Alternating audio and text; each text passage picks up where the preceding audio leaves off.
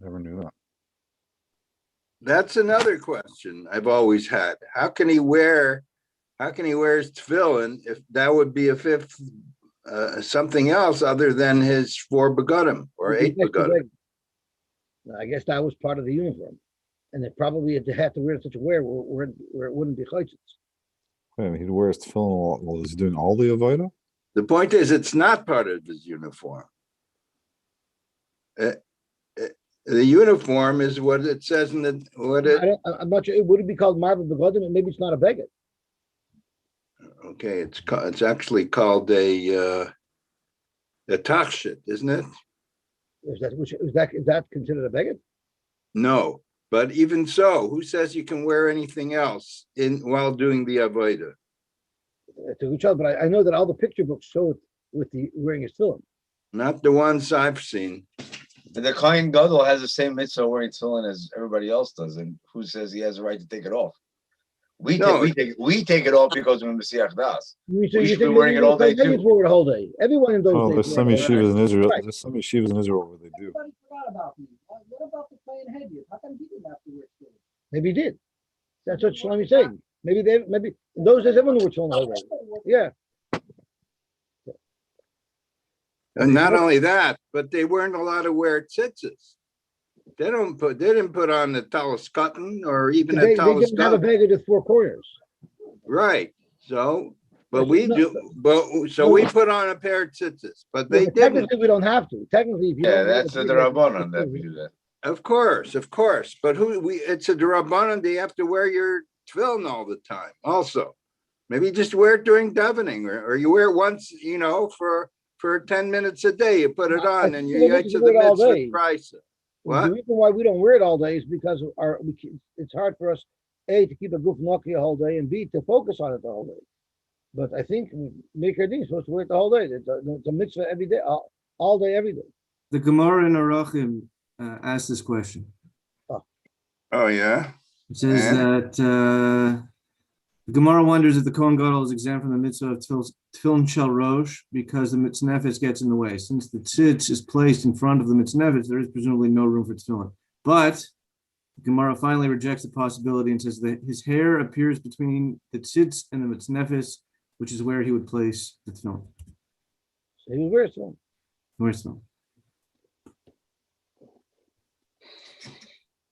Okay, so I just want to review the Gemara because I turned the recording on late. So Omar Abshesh, we know the Tanya Lishkas Agazas come in Basilica Gedoyla Isa. It was a big basilica room. Pais, the Mizracha, the Pais was on the east side, which would have been in the confines of the Azara. Zakan Yoshev, the Marava, which would be out of the confines of the Azara.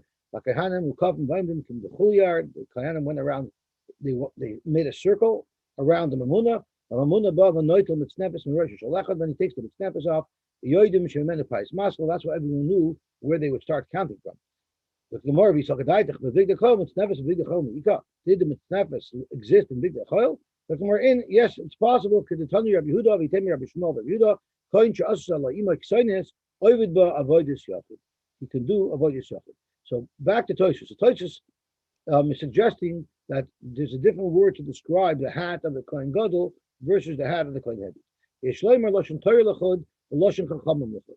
The lashon Torah kari l'shal Kohen Gadol mitznefes. The Chaldukta, the Chayida, I'm reading on the Parakam of the Gittin, but the Kohen Hedjit, and the Kohen Hedjit was a Mikvas, but in the Lashon Gemara, we're referring to everything as a Mitznefes, and like David said, including the covering over the helmet of an Israeli soldier is used on Mitznefes. So Mitznefes is a more widely used term than Mikvas. So the next problem that we have here is, are you allowed to, is Yid allowed to sit without a yarmulke? Is the problem of not wearing a yarmulke only if you're walking, if you're moving, but if you're in one place, you don't have to wear a yarmulke, or you always have to wear a yarmulke even though you're in one place. So they bring a riot from this Gemara. How could they take off his yarmulke? His mitznefes was his hat. How could they have a kohen standing bareheaded? So it must be there are achronim. They bring a riot from here that when you're not moving, if you're stationary, you don't have to wear a yarmulke. Well, it's just like Yeshiva. It's just like Yeshiva. He has his yarmulke under his hat. No? So one of the Mefarshim say that verkehrt. Over there, he had a yarmulke under his hat. Oh, the Kohen had a yarmulke, and then when the other comes, it's not possible that he did because then it will be Marva Begodim. So the whole shaila in the Achronim, if the Kohanim wore a yarmulke under the hat, if it's an extra beggar or not. And others learn that you don't have a raya from here that you're allowed to sit without a yarmulke, because this was just for a moment. He took it off just to identify where it started from, and then he put it back on. He didn't spend an extended period of time in there. Did they even have yarmulkes in those days? I'm sorry? Did they even have yarmulkes in those days? I guess they did. They must have. Yarmulke is also a drabanan, just like you answered that tzitzis is a drabanan. In Nechami, it is. But we're assuming that people wore it in Nechami. And we're going to soon see at the bottom, we learn at Tosfos, I believe, if I remember correctly, that says that the reason why they didn't make the pious in the actual Azor, rather they made it in the chamber, is because it wouldn't be respectful for a Kohen to stand bareheaded in the Azor. And we'll see that soon. Okay, so where are we holding now? The Gamora attempted to bring a raya. The Gamora attempted to bring a raya that since there was a mitznefes involved, it must be that they wore a big dekuna. And the Gamora says, Lav Davka, it could have been somebody whose mother made for him special big tekahuna, and they were really big tekahuna. Zok the Gemara, Amar Abaye Shema Mina, from this halacha that tells us, from the brisa that tells us how the pious was structured, where it was, we learned some interesting halachas. Number one, Lishkas Agazis Chetze B'Kodesh V'Chetze B'Chol. Part of the room called the Lishkas Agazis was part in the Chol and part in the Kodesh, part in the Azara and part in the Har HaBayis. So it straddled the wall. Like I mentioned earlier, it's a question if it straddled the north wall or if it straddled the west wall. And the pashas of our Gamora seems to indicate that it straddled the west wall. Ushma Mina, we also learn from here that Shnei Psachim Hoyula, it had two entrances. The Lishkas Agazis, you were able to enter it to two places. Echad Pasuch B'Kodesh. One door was opened into the Azara. The Echad Pasuch B'Choil, and one was opened to the Har HaBayis. If you want to argue that the entire Lishkas Agazis was contained within the confines of the Azara, Zaken Yoshev B'Marava, can you argue that a Zaken, one of the members of the Bezdin, should be able to sit in the west side of Lishkas Agazis, which is in the Azara? The Amar Mar and Yeshiva B'Azara Ela L'Malchei B'Istavid B'Vad. The only people who are allowed to sit in the Azara are Malchus B'Istavid. Rashi tells us, how do you know this? In Yeshiva Bazar, Shenemar Lamed L'Shores. It says Lamed L'Shores. You must stand. There is Rashi in other Masechta says that it's a halacha l'Moshe Messina. This rule that one may not sit in the Azara. So why is there an exclusion for Malcha B'Stavid? Shematzinu ben Yeshiva, because we found that they did sit in the Azara. Shenemar B'Yovei HaMelech David B'Yeshav L'Fnei Hashem B'Yom Mi Anoichem Yivesi. So you see, yeshiva in a Makom Kodesh was something that Malchus based off of it. No, yeah, Sharis refers to while they're doing the Voida, no? They're doing the pious. Sorry? Sharis refers to while they're doing the Voida, no? Right. What do you mean? Oh, So Lama now is Sharis. Oh, the Sharis. Lama is Yeah. Sharis. So you're saying, how do you have a raya from there that you They have don't this- understand even when not doing the Avodah? Right. I hear.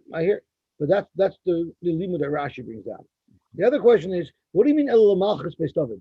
David HaMelech never saw the Beis HaMikdash. David HaMelech died before the Beis HaMikdash was built. It means Shlomo his built it. dynasty. I'm sorry? Means his dynasty. It means his dynasty, but it should have said the Malchus Beis Shlomo, because David really never sat in the Beis HaMikdash. So for that, the Mefarshim say that even though there was no Beis HaMikdash, but there was the Mishkan Shilai, there were other places of dwellings of the Shekhinah, and in those places, Malchus Beis David was relevant. David HaMelech was there, so that's why you could use Malchus Beis David. I always heard that it's called Malchus Beis David, even though he didn't build it, the urine spirits and the crime spirits, and he took money away from it. Well, Malchus Beis David has nothing to do with the Beis HaMikdash. The Beis HaMikdash might be called according to David HaMelech's name, Yeah. right? But that's not what we're talking about. We're talking about who's allowed to sit in the Azara somebody from Malchus Beis David. The question is, how does Rashi say that Vayovi Amelech David? No, this is not in the Beis Hamikdash. The story that the pasuk and Shmuel is talking about is not the Beis Hamikdash. So where is that? It's like a Mishnah Shila, or maybe it was in. Okay, so that's so what. Because it says Bazara, it's talking about the Beis Hamikdash. So why do we base it all on Malchus Beis David if Malchus Beis David didn't exist? David was not Melech at the time. It should have said Malchus Beis Shlomo. David also means Shlomo's dynasty. David HaMelech started the process of. I'm sorry.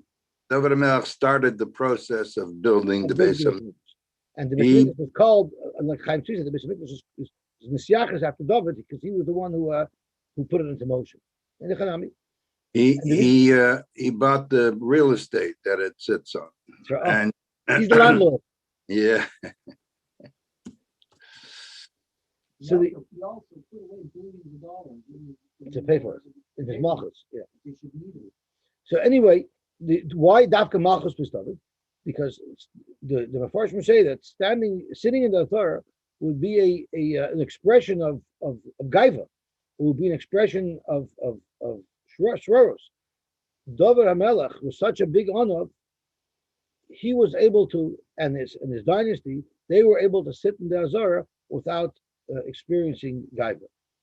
So that's the raya that the Lishkas HaGazos must have been partially in Harabayis out of the Azara, and that explains how the Zakin can possibly sit there.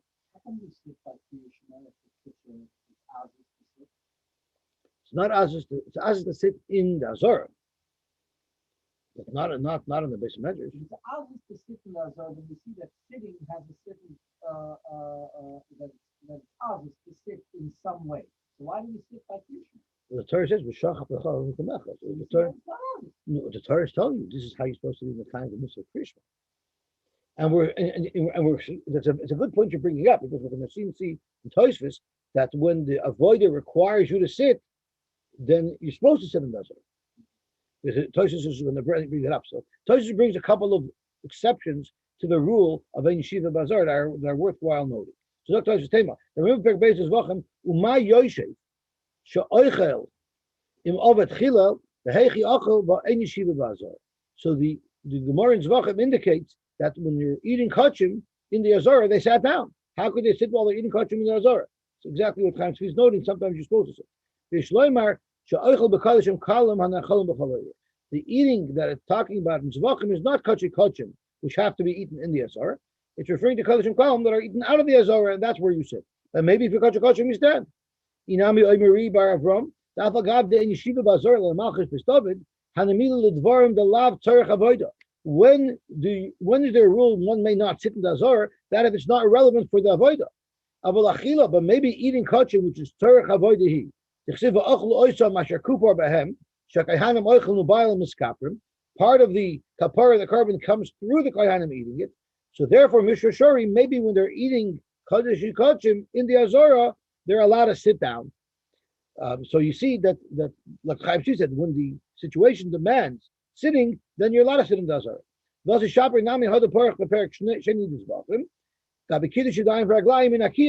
It's very difficult to do the Kiddush of Garim V'Aglayim. So the Gemara suggested the Parach V'Leisev Mesev. Let him sit down. That'll be much easier to do the Kiddush of Garim V'Aglayim that way. Avagav de Bazar Hava, Sarich Avodah Shari. The Gemara didn't have a problem that one would sit during Kiddush of Garim V'Aglayim. Once again, there must be, because if it's Sarich Avodah, you're allowed to. So you might ask, why isn't the pious Sarich Avodah? There are other ways they could have decided. So it's not a mandatory activity. Why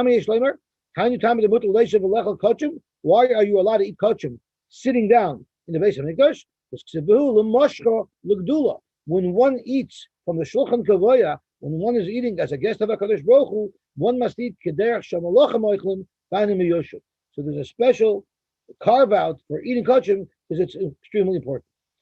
And then Tosfos discusses what about a lishka that straddles. What status would it be? Tosfos doesn't want to go there. Okay, so let's see the Gemara weiter.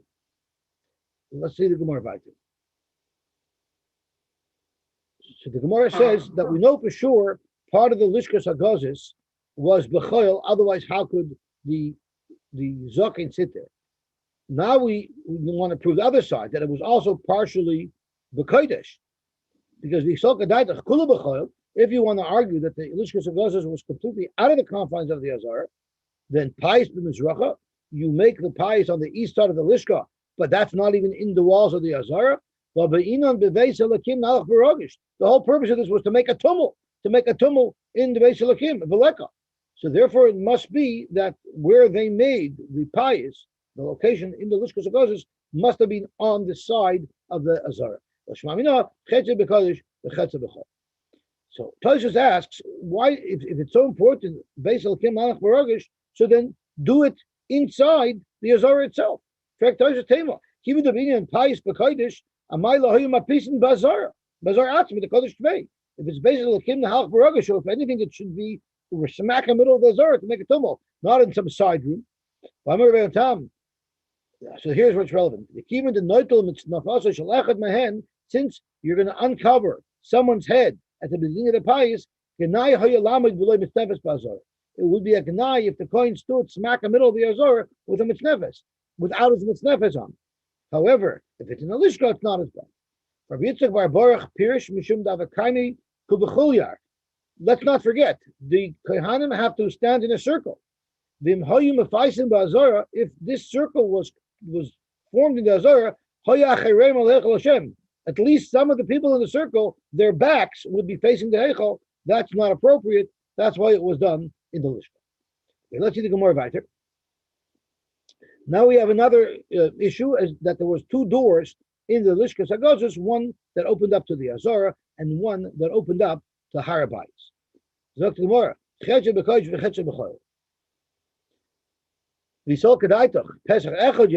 you want to say it only had one door, and it was open to the Kodesh, open to the Zohar only, well then the whole Lishka would be Kodesh. How could you allow the Zaken to sit down even on the west side of this Lishka? But not a Lishka. If you had a Lishka that's built completely in Choil, so it's out of the property of the Azara, totally on the property of the Harabayis, but it has only one entrance, and the entrance is from the Azara, Toichen Kodesh. The inside of it has the status of the Azara. So once again, the Zaken wouldn't be able to sit there. And if you want to say that it only had one entrance, and you entered it from the Harabayis side, well, the Pais from Mizracha, how could you do the Pais even on the east side of the Lishka? But now, if its only exit is the Harabayis, even though physically it's within the footprint of the Azara, Teichen Choil. So in order to be able to have a room that part of it has the status of Kodesh and part of it has the status of Choil,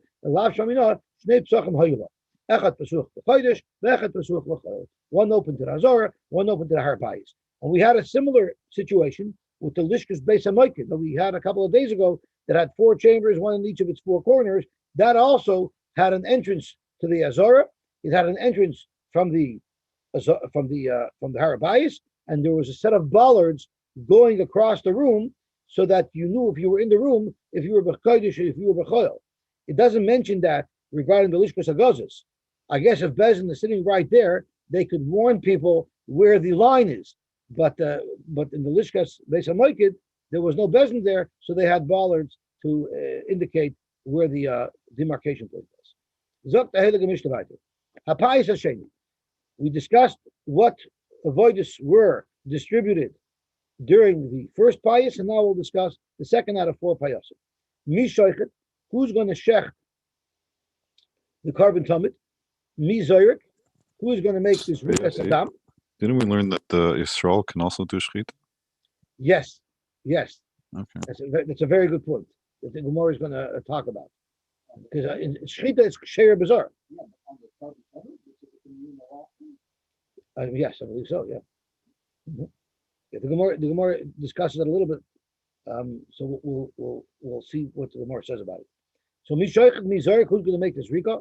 Mi Midashen, who is going to take the ash off the Mizbech HaPnimi, because at this point the Trumas Hadeshin was already done. That was given out at the first pious.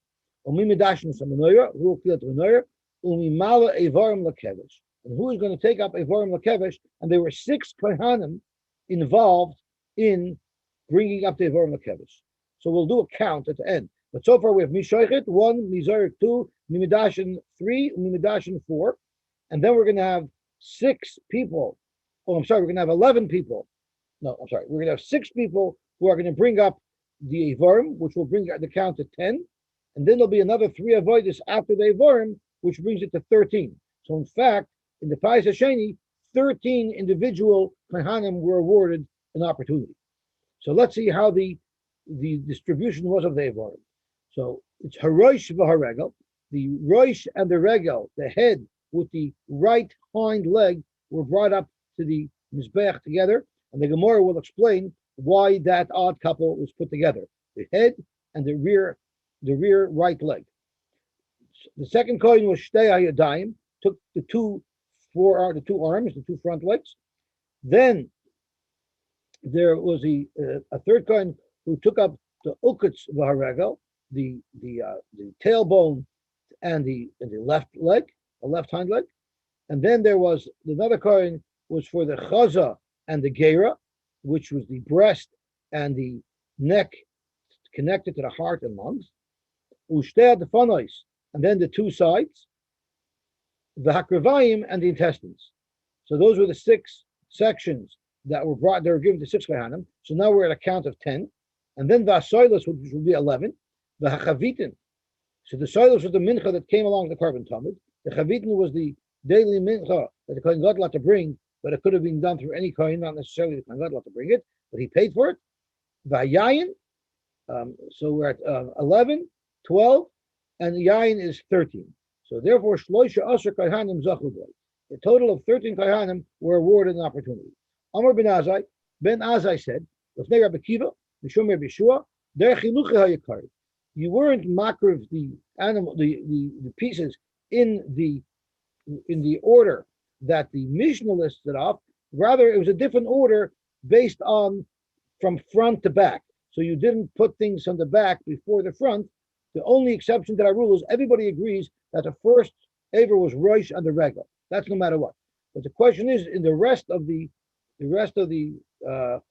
Avarim, they were brought in a specific order from front to back. What about the other jobs?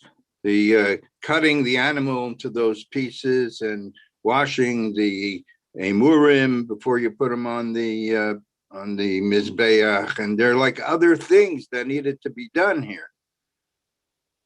That's a good point. I'm not sure who did that. I think the Gemara might touch on it later, but that's a good question. Who were doing all those things? Maybe that wasn't one of the avoiders. Maybe they were like permanent attendants who did that. The Kohanim just came for their honorary positions. But the rough stuff, they had paid employees. It's like a Revi, and everyone wants to be a shishi. That's right. So, but let's see what the Gemara says. That's a good point. So the Gemara is actually going to list up a machlokes of multiple tanoim as to the order of how the Avarim were brought up. We had one who said the order of how to walk, from front to back. We're going to have order of chashivas. We're going to have different orders that are presented. So when they made the piyos, lavoy the achas mefaisim, did they just pick one guy, and then the next 12 guys after him to his right would automatically get those following avoiders? Maybe they actually made in this second pais, maybe they made 13 separate loyrolas to pick out the 13 positions. Tashma, Arba paisos hayisham. We learned in the earlier mission that there were 4 paisos in the Beis Hamikdash. We saw that if they made a separate pais for every single avoida, to Vahava it would be much more than 4. So Elamai, they only must have picked 1 coin, and then they counted the next 12 coins behind him to award the next avoidus. It means maybe the 4 payosim just means that 4 times they huddled together to do a pais. But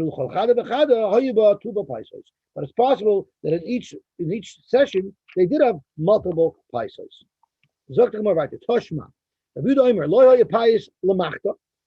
The avoida of bringing the ketores actually required 2 kohanim, because 1 kohen had to carry the ketores, and 1 kohen had to bring the machta with the coals that he put on the mizbeach hapnimi. They would take coals from the mizbeach hachitzon, put it on the mizbeach hapnimi, and then the kohen would put the Ketores upon those hot coils on the Mizbech HaPnimi. So it needed a second coin.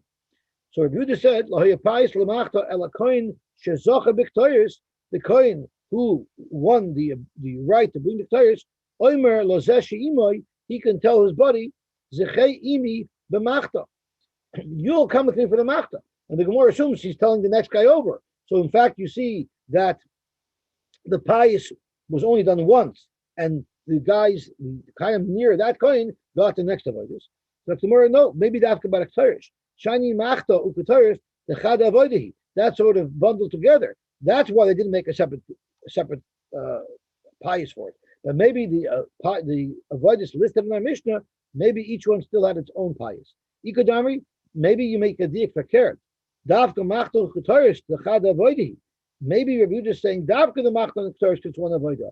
Aval shar avodah is boy pious, and fakert from Rabbi Yehuda you would see that the other avodas do need a pious. So tomorrow that's not either a raya because a machta it's strichel. Maybe Rabbi Yehuda had to say specifically by the machta that you also award together, because you might have thought that that's an exception, even though all avodas are awarded individually. You might have thought, or even though all avodas were awarded together, you might have thought that the machta was awarded individually. Why is that? So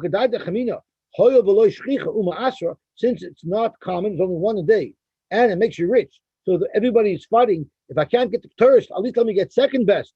At least maybe I'll be able to get the machta activity, which is related to the tourist. So I won't become a Bitcoin millionaire. I'll just be a Dogecoin millionaire, but I'll still get something. So maybe daskan lapais b'fe'atzma. Maybe we should make a special pies for it because people wanted it.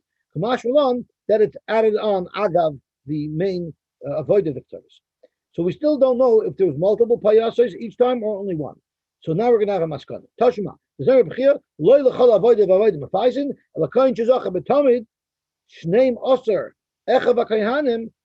12 kohanim to the right of him, nimshachan imoy, will take the next avodas shmamina. So in fact, they only had one girl. They picked one kohen. He got the first, and then the 13 people behind him followed. Payis Hashem. Iboyalu. Mi mekabel. Who makes the Kabbalah Saddam? Because the Mishnah doesn't discuss who made the Kabbalah Saddam. So Dr. Gamora, Shoichet Mekabel. Do you say the Shoichet makes the Kabbalah Saddam? So Duvi asked, why do you make a pies if a Yisrael could do it? But if the Shoichet is also doing the Kabbalah Saddam, now it makes sense why it had to be a Kohen. So do you say the Shoichet is Mekabel Dam? The Amrit Zerk Mekabel, if you're going to suggest that the person who won the right to do this Rika, he also makes the Kabbalah Saddam, Agav Chavivusa, he'll be so excited to run with the blood to the Mizbeach, Loi Mekabel the Kuladam. He won't wait till he's Mekabel all of the Dam in his bucket, and you're supposed to capture all of the Dam, and we're afraid his enthusiasm will make him run before he does that. So therefore, let the Shoichet do it. Zerk Mekabel, or maybe the Zerk should be Mekabel the Dam. The Yomit Shoichet Mekabel, Zimin the Shachet Zor. If it's a Yisrael Shechting, then the Yisrael is going to make Kabbalah, which is a problem. How could the Shoichet do both jobs of being Shechting and being Mekabel? He needs another two arms. Why can he shecht with one hand and be Mekabel with the other? Because he can't use his left hand. He has to use his right hand. I think we saw earlier right hand that he starts the shchita and it doesn't finish it. Like what happened in the Beis Hamikdash. That happened on Yom Kippur, right? He only did Roib Shnaim. Somebody else finished, and then he quickly grabbed the bucket to do the Kabbalah. But he could miss the first bloods coming out. Exactly. Once he starts cutting, the blood's going to start dripping right away. I guess he had to work fast. Vice the Choy, since we say he did it, it must be that if he lost the drop, it'll be okay, I guess. We're worried about him losing a few drops because we said that the guy who's running to Mizbeach will be in such a hurry. It's a good hour. It's a good hour. So I don't know how they would have done that. I don't know. So let's see what happened. Tashma Ben Cotton also Yud Beis Dod Likir. Ben Cotton was a Kohen Gadol, and he decided that he's going to have 12 spigots come out of the kir. Why? Kadeshu Yud Beis Echav HaKohanim Fasukin B'Tamid.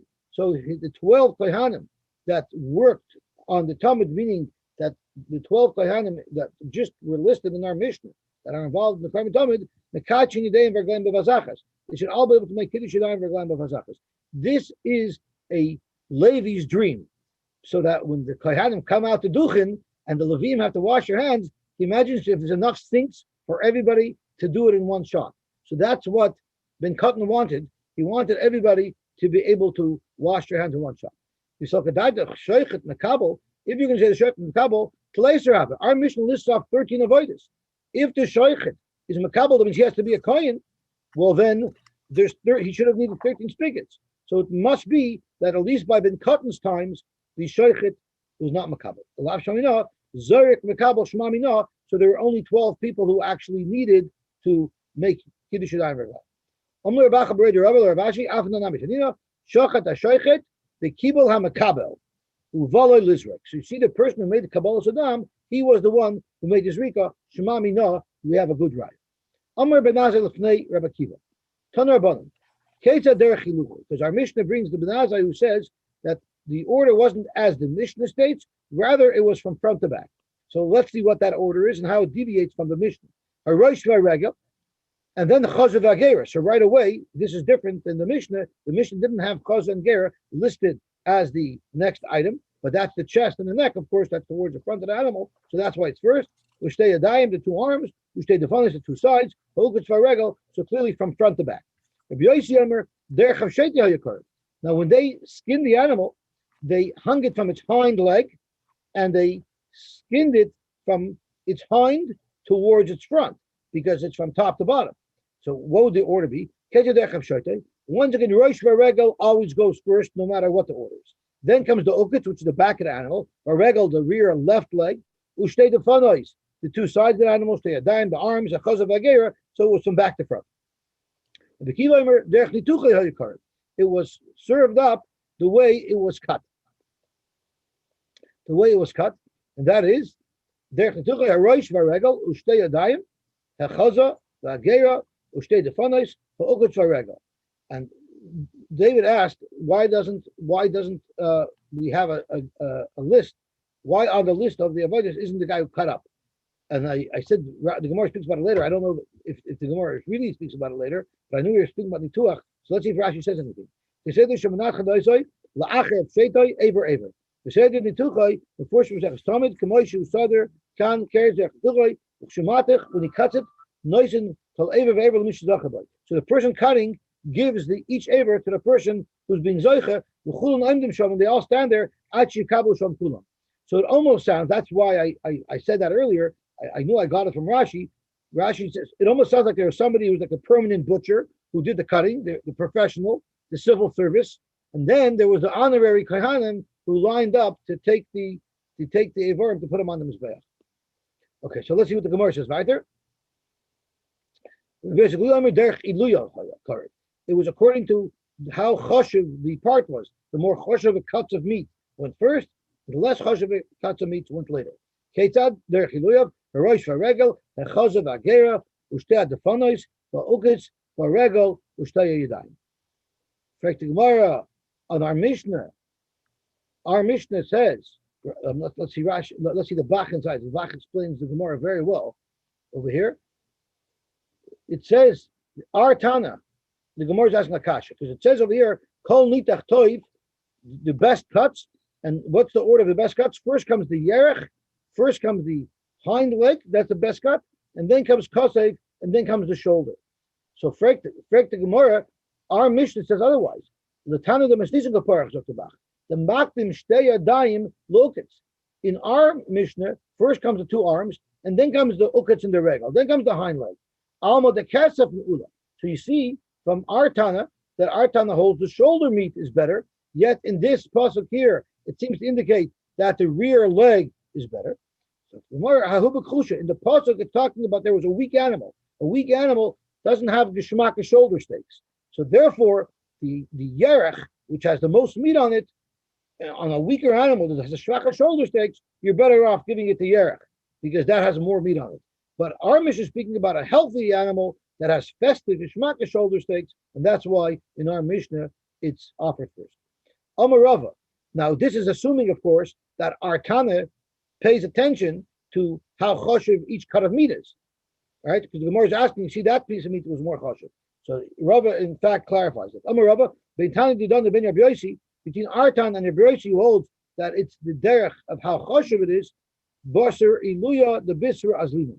They both agree that the cut that you're putting on the mizbech first is the better cut. So why is there a discrepancy?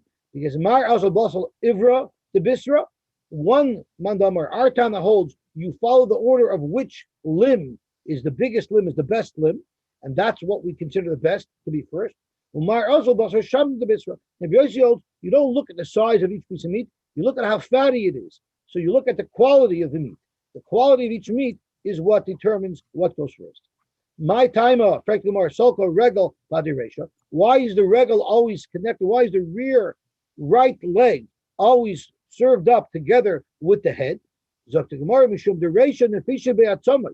head doesn't have a lot of meat on it to eat; it's full of bones. So therefore, carver regal bahadei. We serve up the regal with it, which has the most meat on it, so that at least there should be some good meat in that first presentation. The chul amamiyas roish carver. Everybody agrees that the head goes first. Alone, how do you know? The Tanya we learned in the Brayso Minayin the Roish Upader. Roish is the head. Pader we used to whenever you touch the right place. I think it's the diaphragm. How do we know those two items? Shekoidmin al Chol Ha'ivorim. They're served up first. Talmud Loimer es Roisho ves Pidroi Ba'arach. The pasuk says in Beis the Nita Chaisel and Sachav. You cut the oil up. That's Roisho ves Pidroi Ba'arach. So since right near the word Barach is Rosh Pidroi, from there we know that the head always goes up first, and the pada goes with it. There's another pasuk that also mentions it says why does it mention pada again? Why does it mention pada again? Lemai also, and Rashi says the reason why it mentions the head again is to tell you that even though the head doesn't get skinned, you're still makabed on the mizbeach. But our Gamora wants to know why did it say poder again? The Chiditanya teaches our rule. When they cut the head off the animal, if they serve the head up, you see the cut. It doesn't look nice. By covering the sever where it was cut, you cover it with the poder, it looks nicer. So noishins are poder based on shkita, and you're marking it on the mizbeach with the poder on it, covering the actual cut. That's the nicest way to serve it up. Because Rashi says, that's where all the blood squirted out of, and therefore it's nice to cover that over with the puder when it's served up on the mizbech. I guess with that we could stop, and the Mishnah will be mamshach tomorrow. The Rebbe shall help us very soon. We should once again be able to witness these payasim. We should be able to witness these bayrolos. We should be able to witness the bringing of the karbanos. Right.